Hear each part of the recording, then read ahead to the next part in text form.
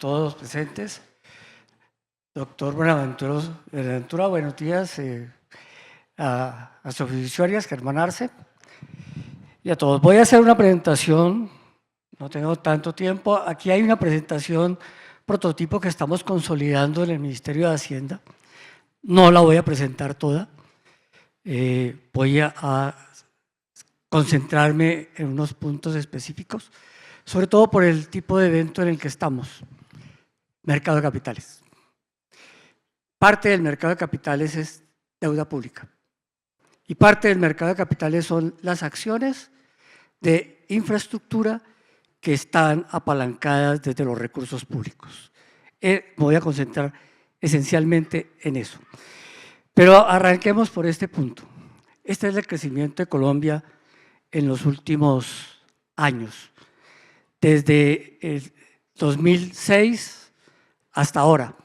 Observen que es un crecimiento que no es sólido ni permanente y que uno pueda decir que tenemos un crecimiento sostenido. No, la tasa de crecimiento de Colombia a largo plazo es 4%. Y está basada en el hecho de que Colombia no genera el suficiente ahorro ni la suficiente inversión para poder ser más creativos y constructivos.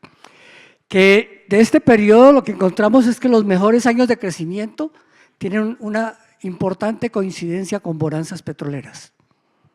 Es decir, que tiene algunos momentos en donde eso es clave. Y que vivimos una recesión que la vivió todo el planeta, el COVID, 2020, y luego una importante recuperación económica, años 2021-22. La gran inquietud es esa recuperación económica tan milagrosa que la originó. Y la originó el proceso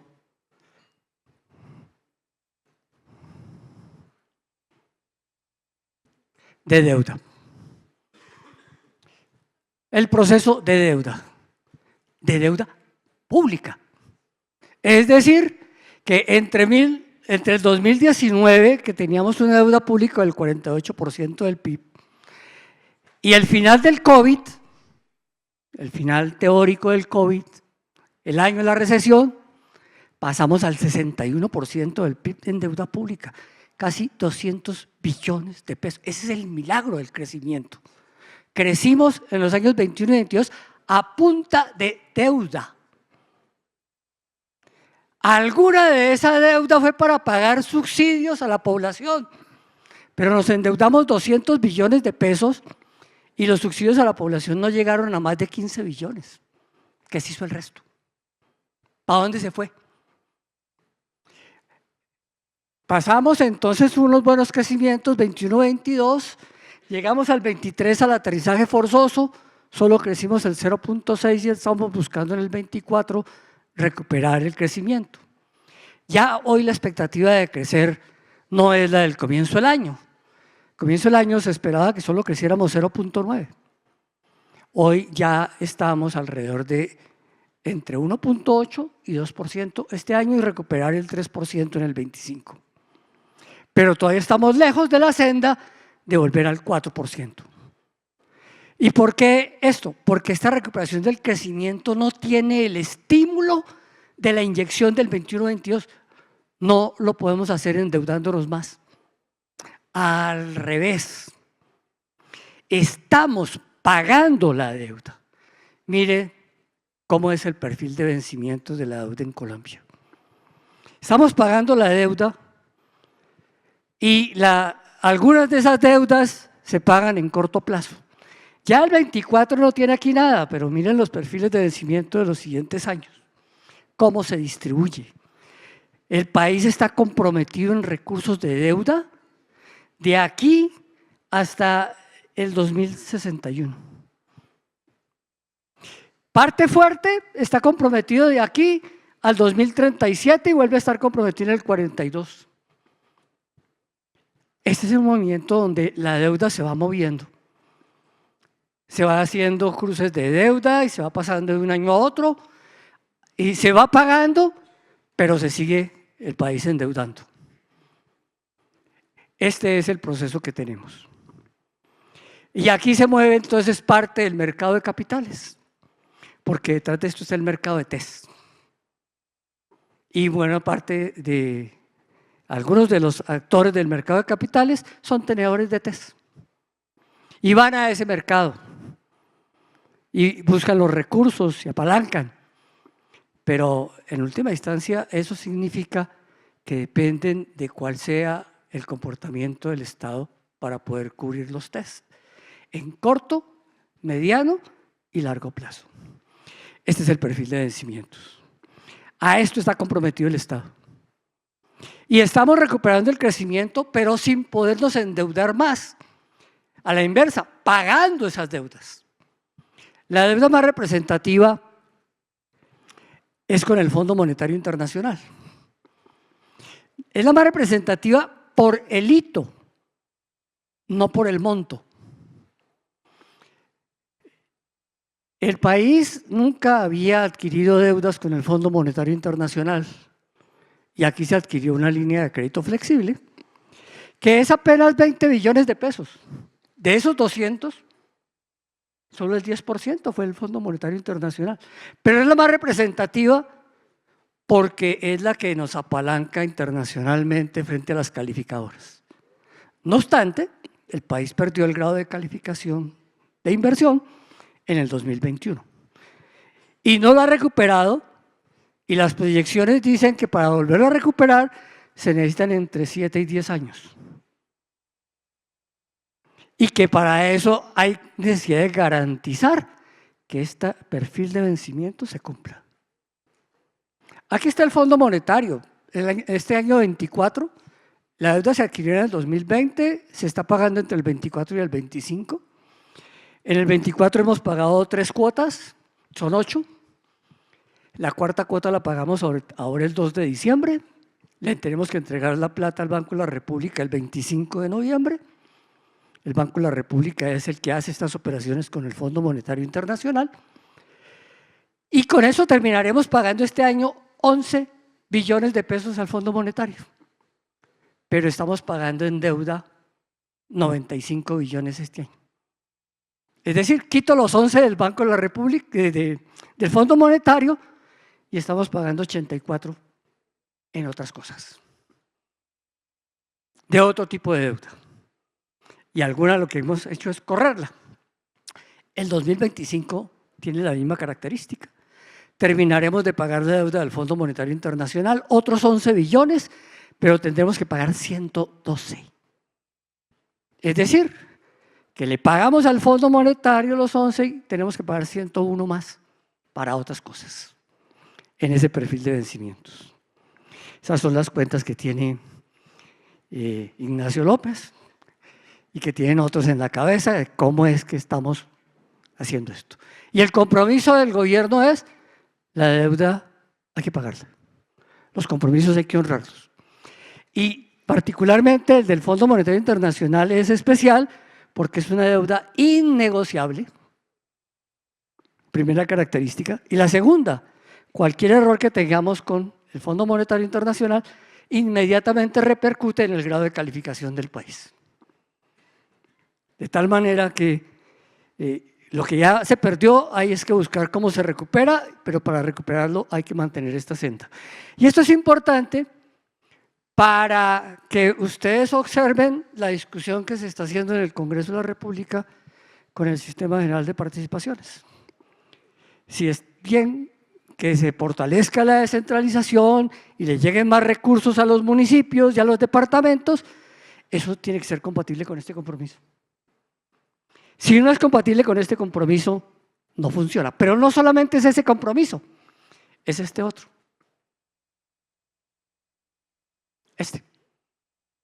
El país tiene un segundo compromiso en donde parte de las actividades de ustedes están relacionadas con cómo se financia esto. Vigencias futuras.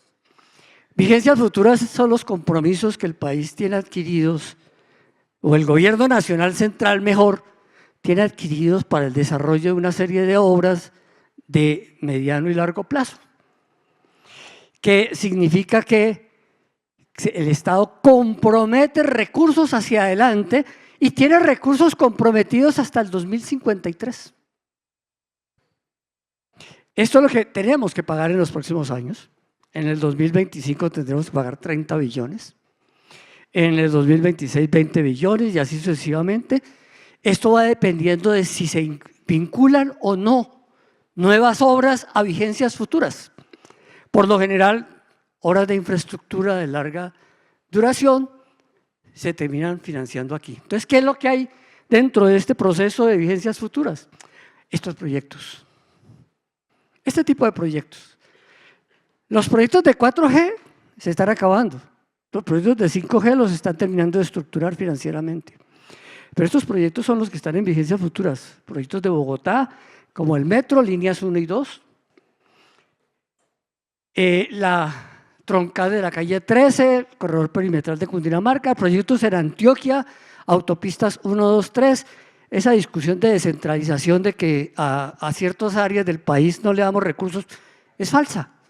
Mire todos los recursos que tiene Antioquia en vigencias futuras. Y esto depende de una sola cosa, de la capacidad de lobby que tiene la bancada parlamentaria de Antioquia. Y esto todo está construido ahí. Entonces, miren lo que estamos financiando en Antioquia: el metro ligero 80, Pacífico 1, 2, 3, las vías del Toyo, los accesos, la autopista Río Magdalena, etc. Hay otra serie de proyectos, como el corredor vial Bucaramanga-Pamplona, Surmichaca-Pasto, y hay otros que esperan que podamos incorporarlos a vigencias futuras, pero que las bancadas parlamentarias no son tan fuertes y entonces siempre quedan a un lado. Por ejemplo, ¿por qué si le hemos dado todos los recursos a las vías centrales de Antioquia no se le hemos podido dar a la vía Medellín-Quibdó? ¿Es que la vía Medellín-Quibdó no es tan importante como las otras? ¿O es que la vía Medellín-Quibdó simplemente está desconectándose con otro mundo? Y entonces no le hemos puesto plata. Medellín-Quibdó está en vigencia futura, pero con porciones chiquiticas. Entonces se hace pedazos. Y esa vía ha tenido problemas graves. Entonces, la discusión está, ¿qué es lo que estamos financiando? La misma discusión del sistema general de participación, entonces tiene que tener en cuenta que tenemos que pagar las deudas y que tenemos que cubrir estas necesidades de vigencias futuras. Pero además cubrir los nuevos proyectos. Todas las 4G que están terminándose, aquí están. Las distintas, algunas están siniestradas, con algo de plata en las fiducias. Mulaló Lobo Guerrero es casi el ejemplo emblemático. Tiene poco más de 2 billones de pesos. Y la obra no avanza, se está en proceso de liquidar para ver qué hacemos con esos recursos o qué se hace con esa obra o si se apalancan otras obras. Pero todas estas obras están en 4G, están terminadas. Hay una serie de proyectos adjudicados: la malla vial del Valle del Cauca, Los Sur, Accesos Norte 2, Puerto Salgar, Barranco Bermeja. Proyectos en licitación: el tren La Dorada-Chiriguaná. El gran interrogante: ¿queremos financiar solamente carreteras o queremos recuperar la red férrea? Hasta ahora, las propuestas siempre han sido: financiemos carreteras. ¿Y la red férrea? La red férrea, les quiero recordar algo muy preciso. Colombia empezó a construir una red férrea desde el final del siglo XIX. Todos tienen algún recuerdo familiar que le dice que sus padres o sus abuelos fueron a Santa Marta en tren. Bueno, hoy queremos recuperar ese tren. ¿Es posible que Colombia recupere el tren cuando el resto del mundo se mueve más en tren que por carreteras? La discusión es fuerte, porque el Banco Mundial, en un concepto de hace casi 60 años, descartó el tren en Colombia. Y descartó el tren en Colombia, ¿qué quiere decir? Que le pidieron un concepto para poder hacer la interconexión del tren entre Bogotá y Buenaventura, pasando por la cordillera central. El tren llega a Armenia, el tren llega a Ibagué, pero Ibagué, Armenia, lo descartó el Banco Mundial y dijo, es mejor hacer la carretera de la línea, es más barata, dijo el Banco Mundial hace 60 años. Y más ágil porque los camiones se mueven a mayor velocidad que el tren, porque el tren de Colombia solo se mueve a 40 kilómetros por hora. Porque además el tren colombiano se construyó con trocha angosta y una sola calzada. Entonces, recuperar el tren implica otras cosas y es aquí donde viene la discusión de proyectos en licitación. La Dorada Chiriguaná es un poco recuperar el tren a Santa Marta. Ese tren es una vía de 1.100 kilómetros. El mito de que Colombia es un país de montaña y no se puede tener tren en esa vía es falsa. Ese tren de 1.100 kilómetros, 1.000 kilómetros son planos. Solo tiene 100 kilómetros de subida. La subida a Bogotá. O de bajada. Dependiendo de qué estemos hablando. Porque es llegar a Honda, La Dorada, y ahí para arriba es plano. Totalmente plano. Porque no se pudo hacer. Ese es el tipo de discusiones que tenemos. Otros proyectos que están en estructuración. Esto es lo que se mueve en el mundo del mercado.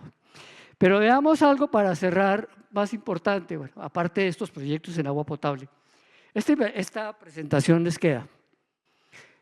¿Cuál es la realidad de la inversión en Colombia? Este es el largo plazo.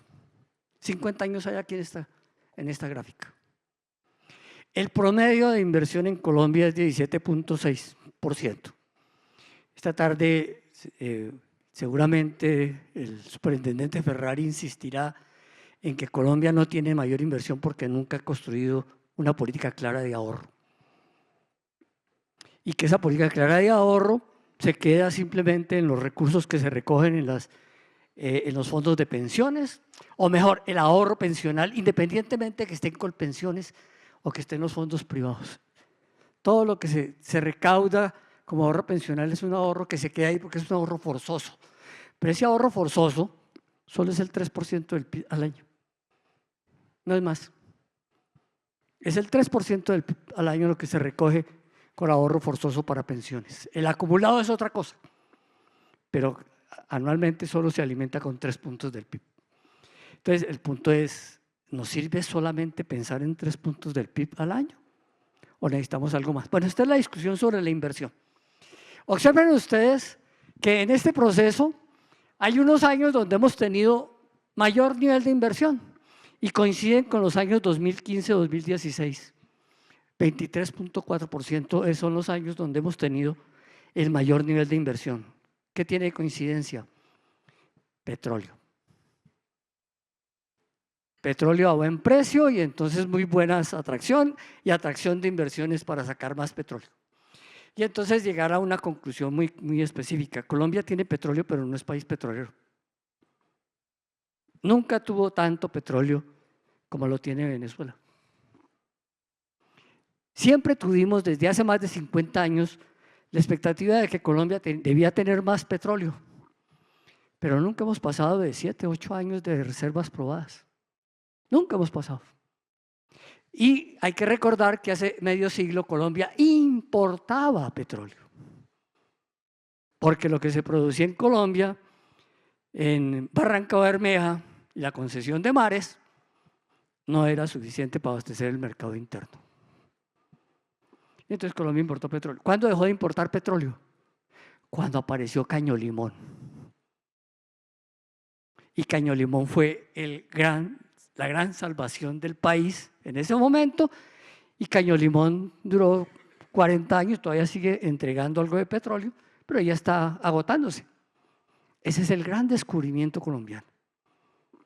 Después hubo 2 medianos descubrimientos que son Cusiana y Cupiagua. También ya están en proceso de agotamiento. Luego, ahí van apareciendo pozos nuevos, pero de 40, 50 millones de barriles. Otro gran descubrimiento, el estilo de Caño Limón, no existe, no ha existido. Y hay 17 millones de hectáreas comprometidas en exploración. 17 millones de hectáreas comprometidas en exploración es casi la quinta parte del país. Si yo le sumo las áreas de explotación, son 20 millones de hectáreas. 20 millones de hectáreas están dedicadas a exploración y explotación de hidrocarburos, petróleo y gas. El área agrícola del país es solo 7 millones de hectáreas. Es decir, que en exploración y explotación de petróleo y gas tenemos 3 veces el área agrícola del país. Y cuando preguntan si hay o no necesidad de nuevos contratos de exploración, el interrogante es otro. ¿Qué están haciendo los que tienen los contratos de exploración? Que son 251 contratos vigentes, con 17 millones de hectáreas para explorar. Y que cuando empezó este gobierno habían 40 contratos que no estaban explorando, que no estaban haciendo exploración. Entonces, en buena parte la discusión de la inversión va ahí. La inversión después de los buenos años petroleros ha bajado, pero en el 2024 tenemos que la inversión es el promedio del largo plazo, 17.6%. No es suficiente. Y no es suficiente con la actividad pública. Todos esos son los compromisos que acaba de mostrar, bueno, algunos de los compromisos que acaba de mostrar de la actividad pública, tanto de pago de deuda como obras comprometidas, vigencias futuras y otros procesos. El Estado colombiano es el 20% de la actividad productiva del país. La actividad privada es el 80%.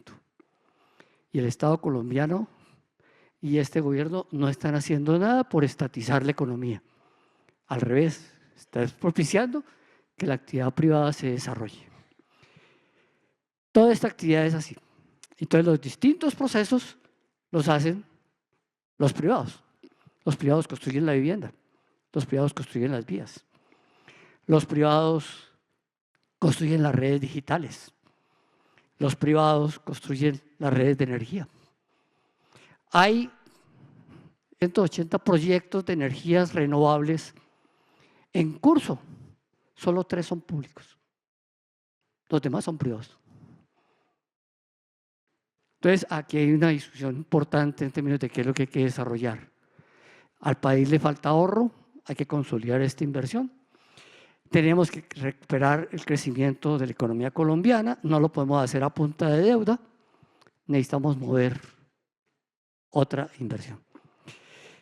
Termino diciendo que seguimos esperando, estas son las proyecciones, que este año recuperemos el crecimiento en 1.8 a 2% y que efectivamente el comportamiento de las tasas de interés, y me devuelvo aquí,